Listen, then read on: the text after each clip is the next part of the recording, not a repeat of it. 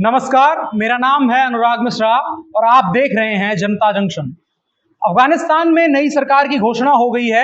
हालांकि वो अभी अस्थायी सरकार है, लेकिन फिलहाल के लिए वहां पर सरकार का गठन हो गया है। प्रधानमंत्री पद मुल्ला मोहम्मद हसन के खाते में आया है।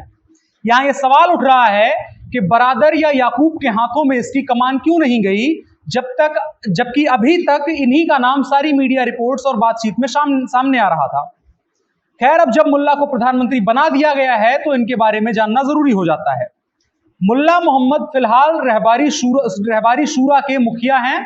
रहबारी शूरा तालिबान की सबसे शक्तिशाली निर्णय लेने वाली संस्था है और मुल्ला हसन अखुंद का जन्म उसी कंधार में हुआ है जहां से तालिबान की भी शुरुआत हुई थी। और सशस्त्र आंदोलन की शुरुआत करने वाले लोगों में भी मुल्ला हसन शामिल थे। हसन का नाम संयुक्त राष्ट्र की आतंकी सूची में भी शामिल है और सरकार का प्रमुख बनने के पीछे यही वजह मानी जा रही है कि तालिबान की पिछली सरकारों में भी मुल्ला हसन को कई अहम पद दिए गए थे। मुल्ला मोहम्मद रब्बानी अखुंद जब अफगानिस्तान के प्रधानमंत्री थे तब मुल्ला हसन को पहले विदेश मंत्री और फिर डिप्टी प्राइम मिनिस्टर तक बनाया गया है। हमारी बच्ची पटना में अकेली रहती है और जॉब भी करती थी, परंतु अभी जॉब छूट गया है और इस बीच उसकी तबीयत जो है बहुत ज़्यादा खराब हो गई। हनुमान ऐप के माध्यम से उसे जानकारी मिली और हमारे आने तक यानी कि ऑपरेशन तक सारा देख रेख हनुमान ऐप के थ्रू हुआ। धन्यवाद हनुमान। खैर, एक नजर डालते हैं तालिबान के कैबिनेट पर। मुल्ला हसन के प्रधानमंत्री के बनने के बाद मुल्ला बरादर, जिनको पहले प्रधानमंत्री माना जा रहा था लेकिन वो नहीं बने हैं, उनको डिप्टी पीएम बनाया गया है। मुल्ला बरादर वही शख्स है जिसने 2019 में अमेरिका के तत्कालीन राष्ट्रपति डोनाल्ड ट्रंप से फोन पर बातचीत करी थी और इसके बाद यह किसी भी अमेरिकी राष्ट्रपति से बातचीत करने वाला पहला तालिबानी नेता बन गया था। हक्कानी नेटवर्क के चीफ और सरदार जलालुद्दीन हक्कानी के बेटे सिराजुद्दीन हक्कानी को गृहमंत्री बनाया गया है और गृहमंत्री बनाने में पाकिस्तान की खुफिया एजेंसी आईएसआई का हाथ होने का शक है। ये एक ग्लोबल टेररिस्ट है जिस पर अमेरिकी विदेश विभाग ने 5 मिलियन अमेरिकी डॉलर यानी लगभग 36.78 करोड़ रुपए तक का इनाम रखा है।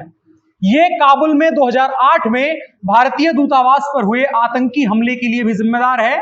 ये 2009-10 में कई भारत विरोधी हमले करने में भी शामिल रह चुका है। मंत्री के रूप में सिराजुद्दीन हक्कानी एक महत्वपूर्ण संकेत है कि पाकिस्तान की आईएसआई का हाथ अफगानिस्तान की कैबिनेट को चुनने में है।